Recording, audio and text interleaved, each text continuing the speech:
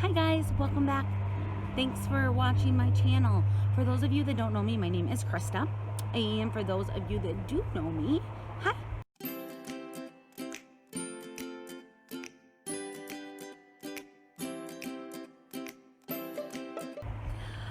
So today I want to talk a little bit about different ways to lower some of your monthly bills and different ways to eliminate some of your monthly bills.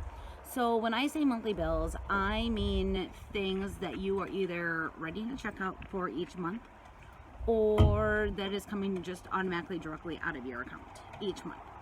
So the first thing that we did when we were looking at how to eliminate how much money was going out every month is we made a list. So we got out our handy dandy little notebook and we made a list, everything. We listed down everything that we pay for in a month. And then we sat down and tried to determine whether or not those items could be eliminated completely or if there was a way to lower the cost of them.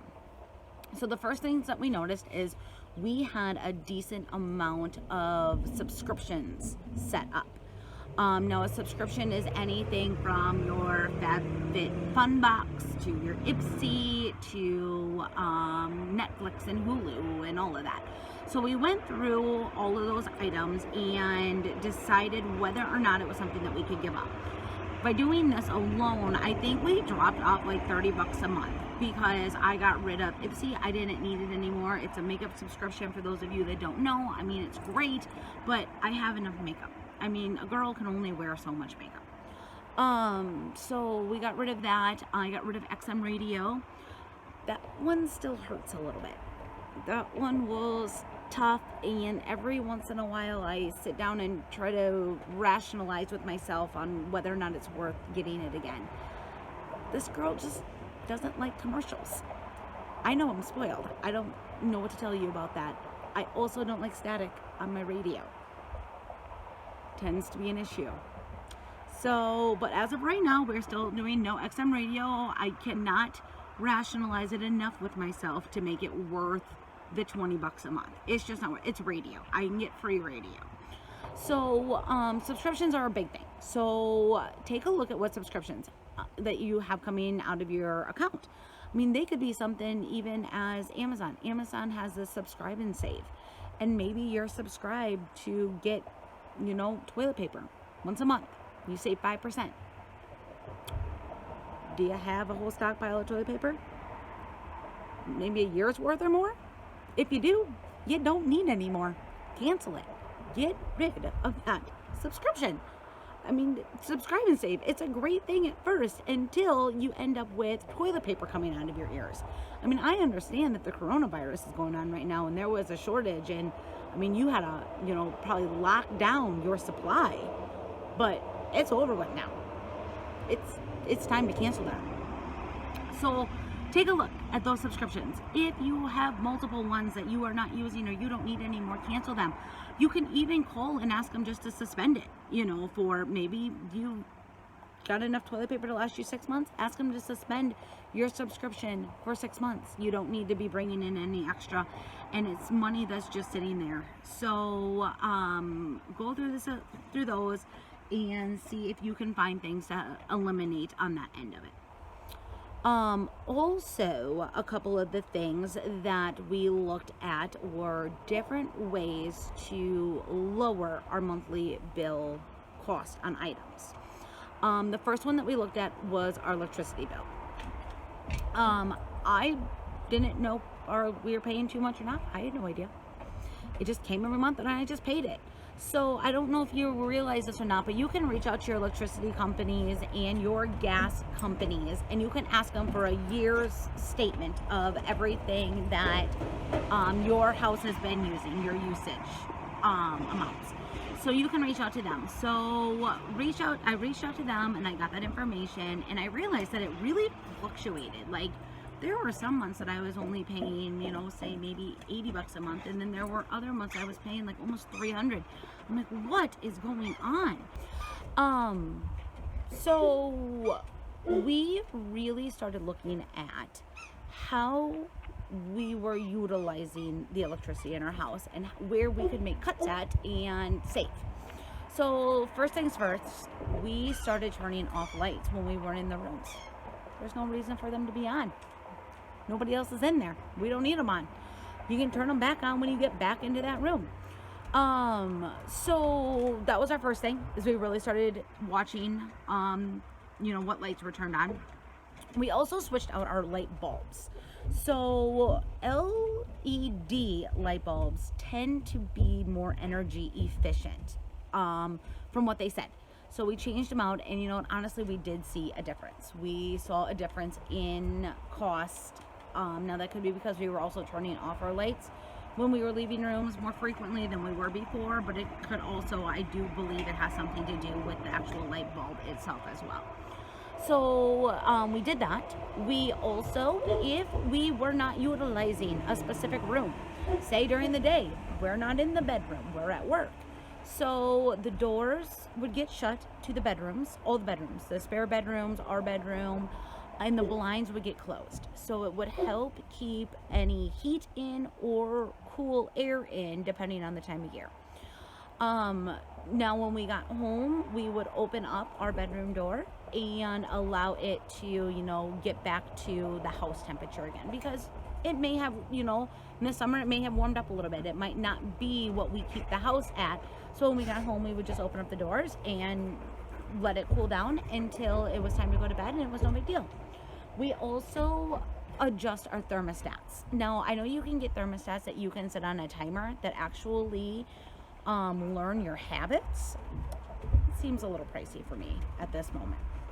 So what we do is we manually walk up to the thermostat and we hit the button.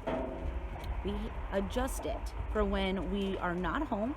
We will adjust it so that the furnace or the air conditioner is not kicking on, and then also when we sleep at night, we adjust it so that it doesn't kick on as much. So those are a couple of ways that we started really watching our electricity. And also, did you know that even if you have things turned off, that it's still using electricity? So we started unplugging items. So I will unplug things that we're not using. So something as simple as I have a sewing machine. It gets unplugged when I'm not using it. Microwave, so the little clock stays on it. Same with your oven, the little clock stays on it, so electricity is still going to it. So by unplugging appliances and TVs and things along those lines, that will also help save on electricity cost. As for like the gas bill, what we do is our dryer is a gas dryer, and so I actually hang dry everything. I hang dry it either out on the line during the summer or on the drying rack in the laundry room during the winter. Now, I know some people are going to be like, but then my clothes aren't soft. They're hard. My towel is scratchy. I know. Well, there is a fix. So once your clothes are dry on the drying rack or outside, you can throw them in the dryer for like 10 minutes. It will soften them up. Get one of those little wool dryer balls and it will help soften them up, and then you won't have that issue. So those are a couple of different ways that we have cut costs. And it's quite amazing the amount of money that we have saved by doing that. And now that money is can go towards other items. Another bill that I don't know if a whole lot of people ever question a whole lot or not, but it's your cell phone bill. Once a year, I reach out to the cell phone company, or I stop in at the store and I ask them, I go, okay, I need you to please pull up my bill or pull up my statement and take a look at it on the best plan. Am I paying for data that I'm not using? Or do I not have enough data and I'm paying for extra data every month? Or am I paying for cell phone insurance when really my cell phone is 4 years old, and if it gets destroyed, it gets destroyed, I guess. Like, am I paying for insurance that I don't need to be paying insurance on? So have them pull it up, take a look at it, and see what's best for you. Plus, there's always they're always coming out with new and better like programs and plans to be on. So maybe there's just a new plan out there that you weren't aware of and that you can get put on in, and it'll help save you money. Also, around here, I don't know how your guys' cell phone companies work, but around here, if you want a new phone, which I don't know, is iPhone out with like 12 or 13 now? I don't even know. So, but if you want a new phone, you have to finance it. Honey, we don't finance stuff in this house. Not anymore. So I talked to them about it and I asked, is there another way around it? And they said, well, you can finance it for the first month and then pay it off. We don't finance anymore. Any other suggestions? No? Okay. So what I do now is, other people out there are always wanting the newest phone. It doesn't matter if they've only had their phone for a year. They want the new one that came out. And you know what? What are they going to do with their old phone? So when I hear of someone getting a new phone, I will reach out to them and ask them if I can have their old phone. I'm even willing to pay for it. I'll give them $50 or $100 for it, or $200 depending on how new it is. But I will ask them for their new phones or their old phones. So it's okay to get used items. You don't always have to have new. Used is okay too. My phone works just fine. I can call people. I can go on Facebook. I can check out TikTok, which I hear they're banning. But I mean, I can do all of that. And it's okay. You can do that too. So check out with your cell phone company and just make sure you are on the best plan for you. Aaron and I have had the same cell phone plan for I think it was 13 years, they said. And I'm actually grandfathered into a plan that they don't even offer anymore. But it's the cheapest one out there. I don't even know how that happened. But it works. So, I mean, but it's still good. I still check it out all the time, just in case I find that there is something else. Another thing or another company that you can reach out to make sure that you have the best rates is your insurance company. Now, I'm going to tell you something. I've reached out to my insurance companies. I have found out that I could get a little bit better rate someplace else. That's a really big hassle to change insurance companies. Like a really big hassle. And it's a process. And I just don't know if at this point if saving $10 a month is worth it. Now, if it was a substantial savings, yes, of course, I would change. I most definitely would change. But I have made sure that all of our things are with the same insurance company. We have like a bundle and save sort of thing. So we're getting the discounted rates in regards to that. But it never hurts to call and check, because you might be one that will find a different insurance company or a different provider that will give you a much better rate. And in that case, then yes, definitely it is well worth it to go through the hassle and switch everything around. As for like our grocery bill and items along those lines, I have gotten very frugal. We have become a very frugal, kind of minimalizing, zero waste sort of family, or low waste sort of family. So we're very cautious about some of those items that we buy, and groceries are one of them. Groceries, we have recently started shopping at Aldi's or doing online grocery shopping, which I can go into more on a different video as to the cost differences that we can get with, grocery shopping at a regular grocery store, online shopping, and Aldi shopping.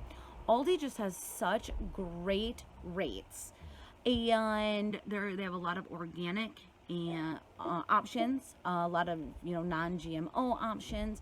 They just have some really good stuff, and their produce is amazing. And the one thing I really love about their produce, which I know other stores are like this too, but not everything comes in plastic. you can actually go and pick out, what apples and oranges and whatever, and take your reusable bags with you, and choose the items that you want. So from a zero waste or a low waste perspective, I really like that option. Now they don't have a bulk foods section, which other grocery stores do. So I mean, everyone's kind of got their different pros and cons. So I can go into all of that on a different video. Maybe I can do a trip to each one. But anyways, we in the summer garden, and we get a lot of our vegetables from the garden, and then I also can. So I can a lot of pasta sauce and chili and tomato based items, salsa. We can pickles and green beans and just a lot of different items. So we have that stuff to have backup for the year.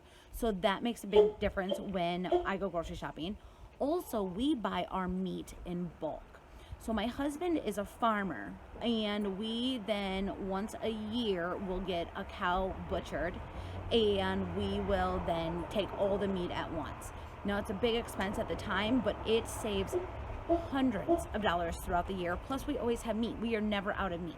We actually at the end of the year always have leftover meat, and we will then, give it to someone that needs it, family members and whatnot. So buying bulk like that and buying at different stores will help save you money on your grocery bill. We also only grocery shop. I know I said this in my last video. We only grocery shop once a month. For one big grocery shop, that's it. Whatever we buy is what we have for the month. I will go back a second time halfway through the month to pick up only milk and bananas. Those are the only two items that I will pick up more of halfway through the month, but otherwise we only grocery shop once a month, and that is a huge saver. Otherwise, I was stopping at the grocery store 4 times a week to pick up dinner, and then while I'm there, I'm picking up other stuff. So this makes a big difference. And then as for the rest of like the fruits and the vegetables and stuff, we have learned ways to conserve them for the month. Different storage hacks to make sure that they last. So those are just a couple of different ways that we work on saving money and eliminating bills throughout the month so that we have more money to apply towards our debt. And it's been a huge lifesaver when it's come to paying off this amount of debt. For any of you that don't know, my husband and I have paid off more than $55,000 in debt in the last 12 months. Which is way more than I ever expected it to be. So if you guys have any questions or comments, let me know. Please like and subscribe to the channel. It would be greatly appreciated. And I will see you guys all next time. Stay safe and stay healthy. Bye.